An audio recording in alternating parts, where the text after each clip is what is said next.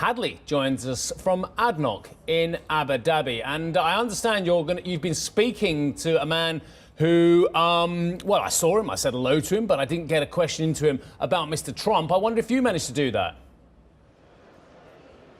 I did indeed, Steve. I asked him about the criticism that OPEC and non-OPEC members had over the weekend that they're artificially keeping prices up. And I thought it was really interesting. Also, I got the chance to ask him about what his outlook for the next meeting in June will be. He was talking about inviting many, many more participants, people from Egypt, Africa, South America. We can kind of guess who those folks would be. But it was interesting as well. You know, I said, what is the response to this kind of criticism? And I also asked, do you think it's fair? Let's listen in. This is the problem with the social media. People talk and even leaders talk, but you need to go and look at the fundamentals. And the fundamentals of the OPEC and non-OPEC deal was very clear from the beginning. We will cut the production to allow the market to have a full recovery. Our problem is not that. The problem is if we keep the market oversupplied or if we drown the market again, what's going to happen?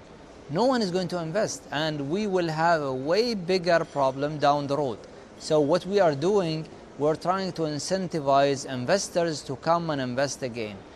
More than $2 trillion need to be invested to be able to get back the lack of investment that was not done in the past 2 years. So this is, I think, it's a bigger picture than just looking at the price today or yesterday and say the prices are high. So a lot of success coming out of this meeting of OPEC and non-OPEC ministers. What's that meeting in June going to look like? I think the meeting in June will be very interesting for a couple of reasons. First of all, we are trying to put a proposal on a structure to the minister. So that is going to be something that is important. That the first time we will discuss it. We're not going to sign or do anything in June, most probably until the end of the year.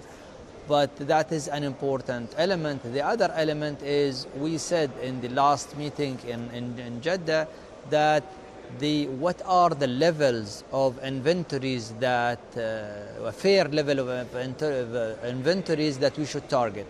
And we have the committee, the Joint Ministerial Monitoring Committee, have assigned the technical team to go and work on this new level of inventories that is fair, that is balanced, that doesn't take into account the 2 years of significantly oversupplied market.